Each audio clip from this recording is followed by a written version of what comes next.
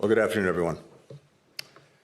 Let me begin by thanking our extraordinary hosts here in Czechia, starting with President Pavel, my friend, Foreign Minister Lipovsky.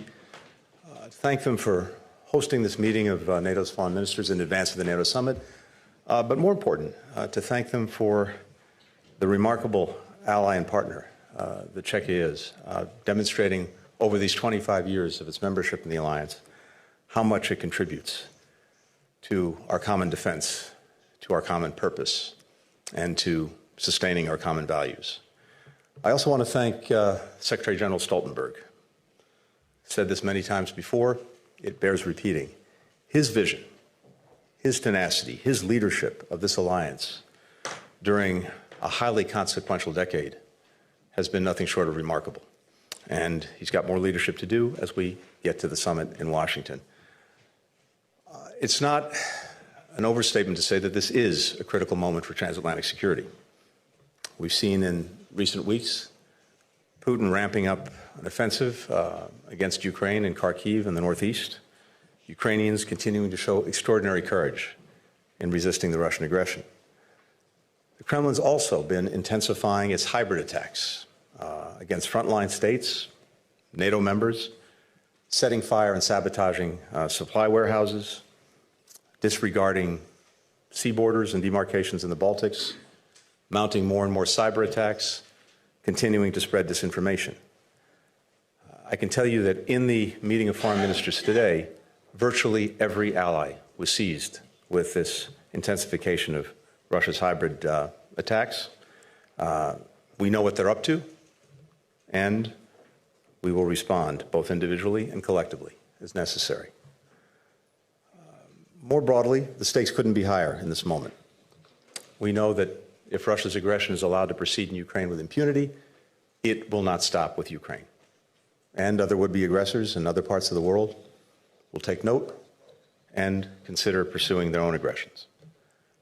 By continuing to strengthen Ukraine, by continuing to show our determination to make sure that it can effectively defend itself, we're also strengthening the security of the United States, of Europe, of free countries all around the world.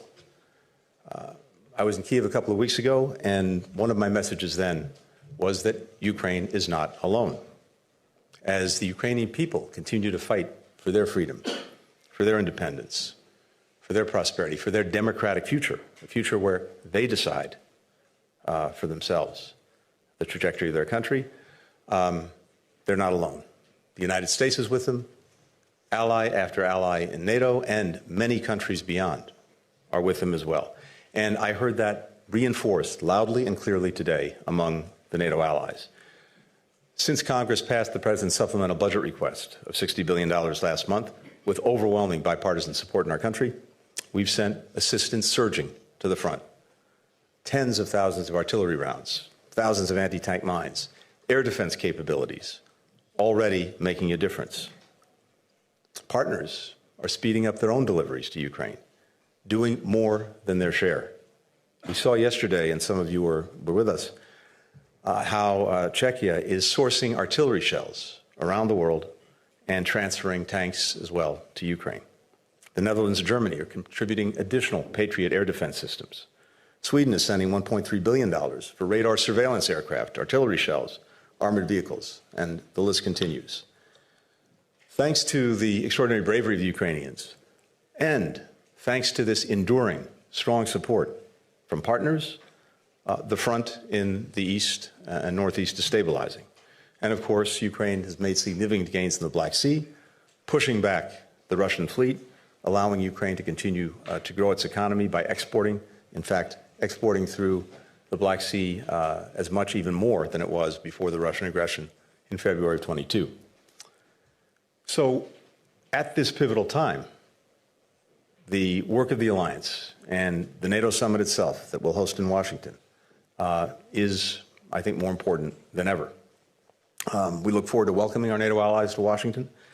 And, of course, it's the 75th anniversary of the most successful alliance in history. So we will celebrate that fact. But even more important, we will be focusing on the steps we're taking to ensure that the alliance is fit for purpose for the next 75 years to meet the challenges of today and challenges we anticipate tomorrow. Today, we spent very productive time working to finalize some of the commitments and some of the outcomes for the summit. And I can say that as we stand here, and as we'll see in Washington, this alliance is bigger than it's ever been with the addition of 2 new members. It's stronger, it's more resilient, and more united. At the summit, we'll be taking concrete steps to bring Ukraine closer to NATO and ensure that there's a bridge to membership, a bridge that's strong and well lit. NATO will help build Ukraine's future force, one that can effectively deter aggression and defend against it as necessary. We'll advance Ukraine's integration with NATO. 32 countries are also negotiating individual bilateral security agreements with Ukraine. 13 have already been concluded. I expect many more will be concluded by the time of the summit. We'll bring them all together to show how powerful that commitment is. At the same time, we're seeing allies stand up to increase burden sharing. 2/3 of allies are now on track to meet the 2% commitment, and we'll welcome more. Back in 2020, 11 NATO allies were at 2% of GDP contributed to defense.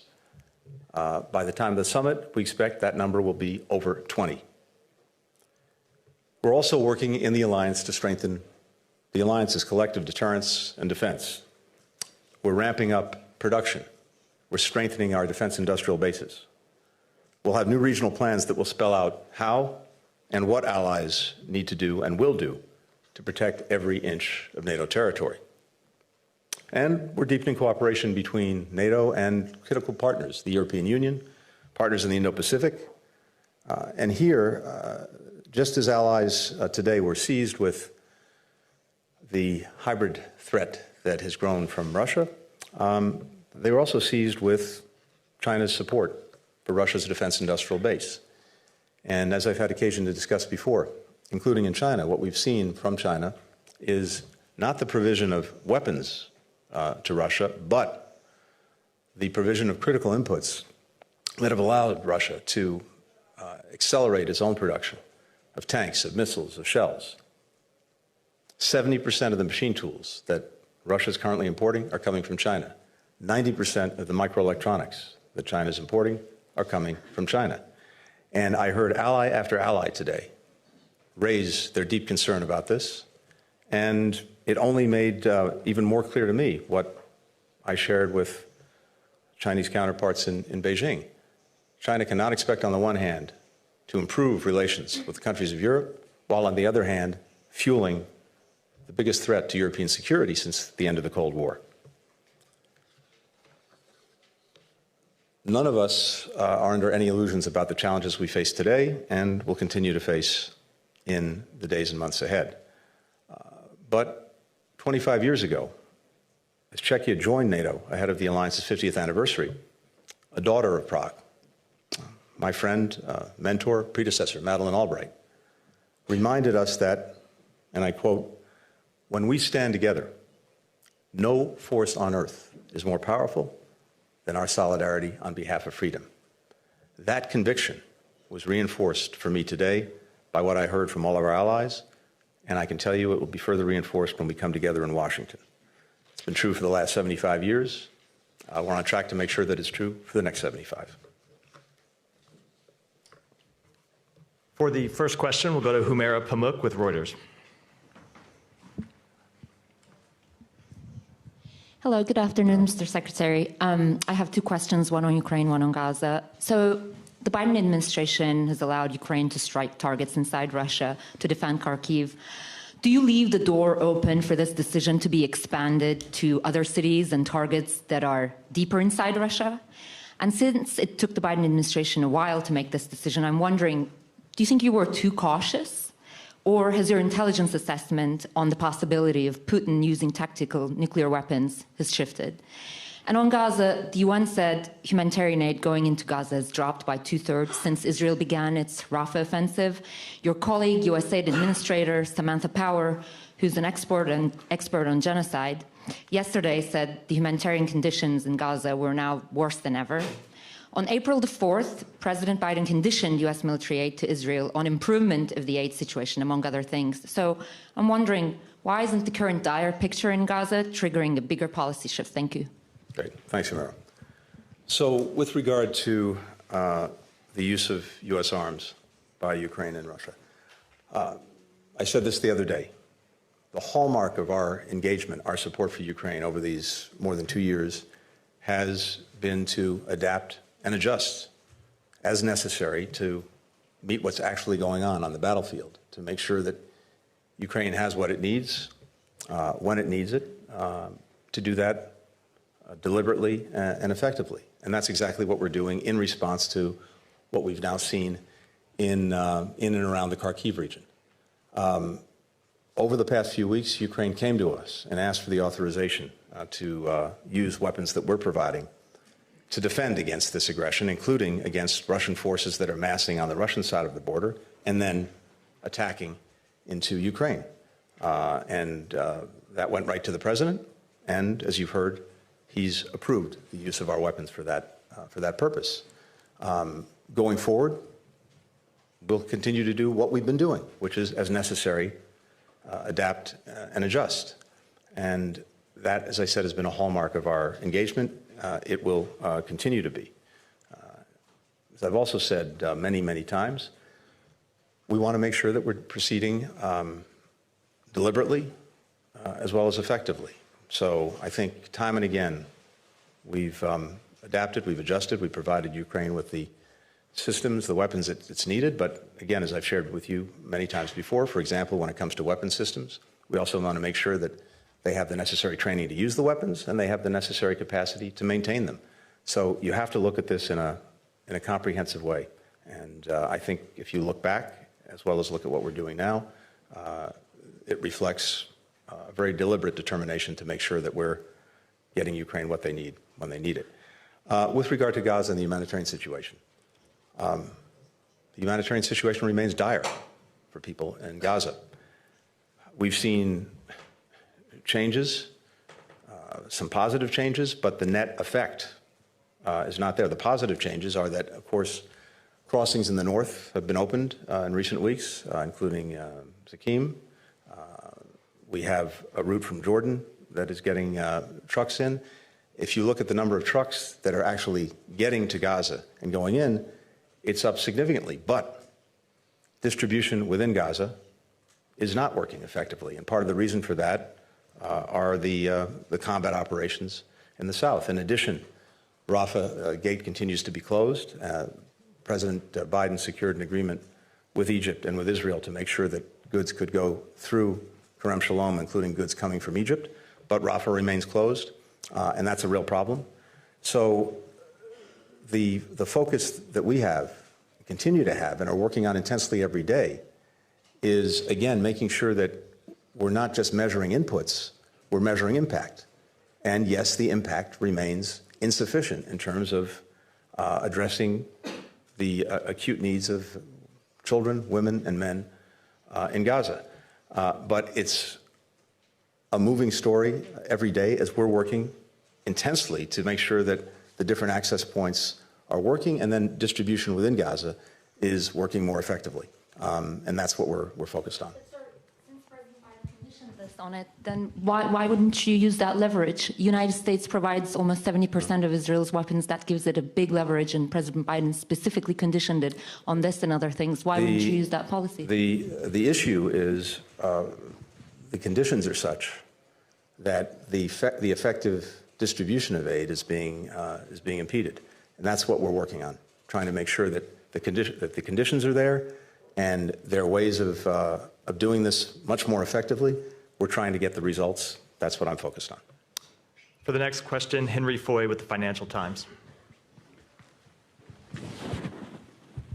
Thank you very much, Mr. Secretary.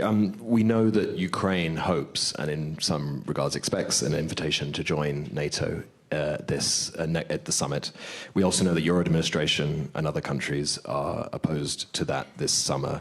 As such, what tangible, real things can you offer both you as the US and NATO, Ukraine, to ease that disappointment and avoid the sense of them feeling let down again, and the response that we saw from Kyiv in Vilnius to that? Thank you. Thank you. Well, as the allies agreed and made clear at Vilnius, the last summit, Ukraine will become a member of NATO. And our purpose now is to put in place the bridge to bring Ukraine closer to and then ultimately into NATO. And as I've said, it's a bridge that I think, as you'll see emerge at the summit, that's both very strong and very well lit. There will be a robust package of support for Ukraine at the summit, a package that strengthens NATO's cooperation and support for Ukraine, that advances Ukraine's integration into NATO, tangible steps that will increase NATO's role in helping Ukraine build a future force, one that can deter and defend against aggression. At the same time, you're going to see, I think, the completion of these bilateral security agreements, 32 countries that are engaged in doing that. I expect all of that to come together at the summit as well, and that will help ensure that Ukraine is properly resourced to continue to defend itself. But this is a process, and we're proceeding very methodically and proceeding in a way that is delivering practical benefits to Ukraine, including advancing its membership to NATO in very clear and practical ways. John Hudson with the Washington Post.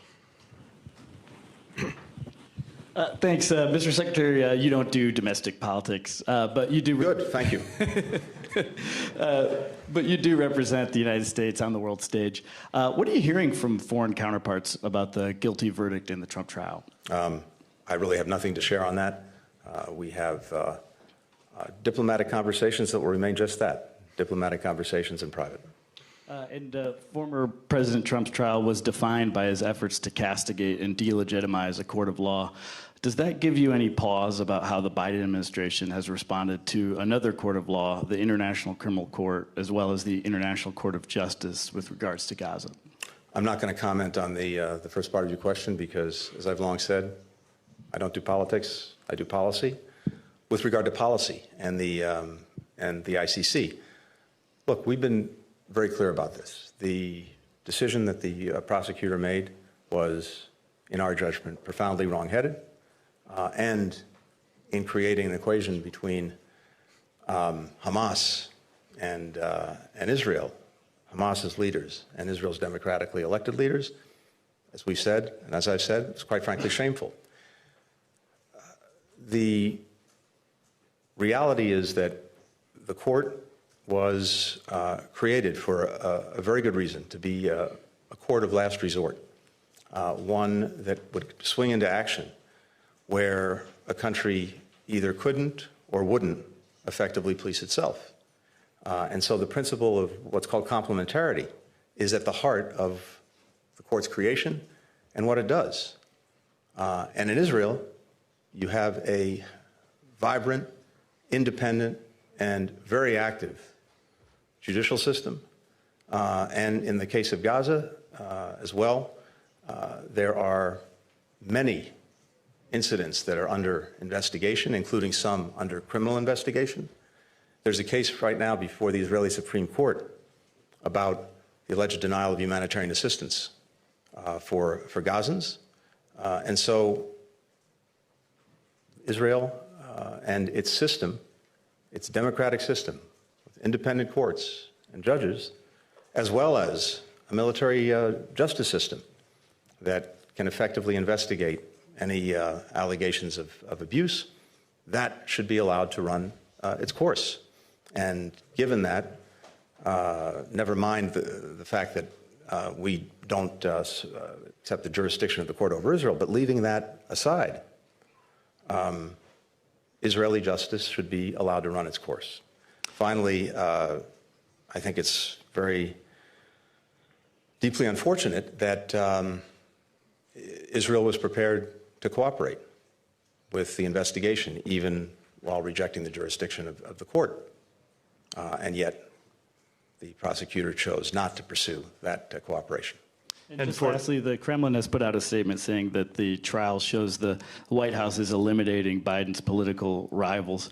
They're trying to use this as a way to besmirch the American legal system. How do you respond to that?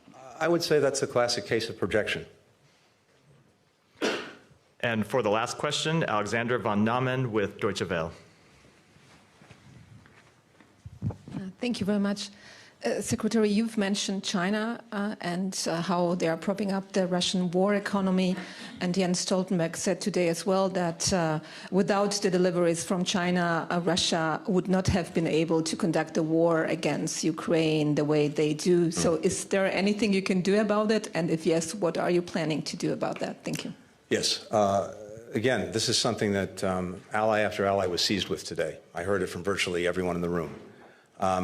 We've already taken action against Chinese entities that have been involved in sanctions evasion, involved in supporting Russia's defense industrial base, including sanctioning more than 100 Chinese entities of one kind or another. And as I've made clear, as necessary, we will continue to do that.